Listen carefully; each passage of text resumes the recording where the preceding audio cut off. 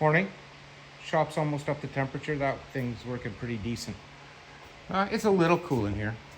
Anyway, Monday morning, and I'm on this. Now what I've done is bent my lip, and then I took some a piece of steel, and I stood up in the vise, like so. And I used a dolly with a rubber face on the back side, and I finished curling that metal over, so 90% of my hammering was done, well, 50% of the hammering for rolling that lip over was done on this sheet metal. It's a little thicker, which is fine. It stayed more rigid that way. And so this is kind of crude, but remember, this is a flat bottom, right? So it's tucked over pretty good. So now what I'm working on, I've managed to grind away some of the lip here, and I used the shrinker at the end. I don't know if you can tell, but it's a darn good fit. So next what I got to do is grind away a little bit of that edge so I can't point, but where this edge here lines up on the tape, I got to grind that away. And then grind a little bit down. I don't know if I'm going to do kind of a step in the sheet metal or not yet. I'd like to, but that's going to create me more of an issue. I was thinking cut and butt.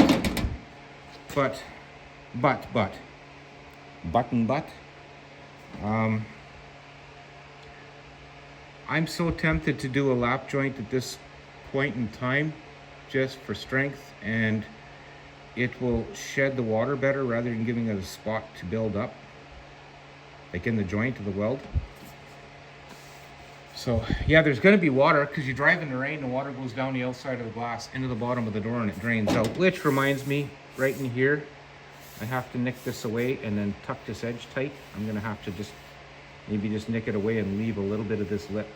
Where are you? There you are. There's a drain right here, so I want to make sure that I've got a spot for drainage. That's it, I guess. I'm going to build this piece yet in here, just a little bit. Just a 90-degree, 1 inch wide, 90.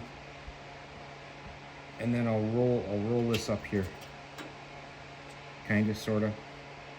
I should be able to do something there. Anyway, this is going better than planned. The shrinker stretcher really made a difference on this panel, the way it arced. So, and the other side I managed to get steeper, and down the length of the panel itself, you can see there's a little bit of a wow in it.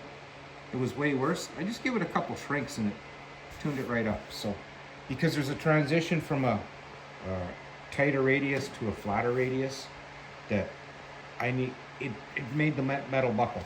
And it's a pretty straight line here too. Again, door bottom, I need the door to hold weather stripping. So that's where I'm at.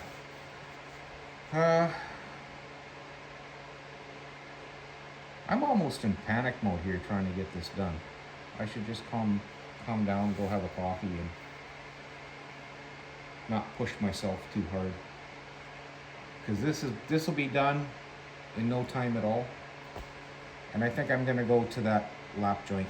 I don't want to put a step in it or anything. Lap joint, tack, tack, tack, tack, tack. And quick grind and it's done enough. Again, if a person wanted to take it further, a smear of filler, whatever. For what this is going to see for weather now, I think it'll be just fine. And if somebody wants to redo it later or tune it up later, that's on them. It's not on me. So that's where we're at. Nothing else to cover at this moment. I'm going to go and have a coffee. I'm feeling kind of peckish, so I forgot to have a snack this morning.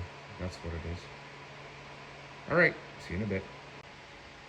Well, you know, we all laughed at Dan when he picked up the Mother Tucker hammer and was using it as a persuader. I, however, have not used this as a persuader. I use it on sheet metal, on the sandbag, and on the stump.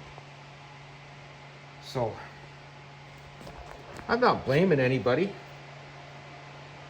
but it's kind of interesting.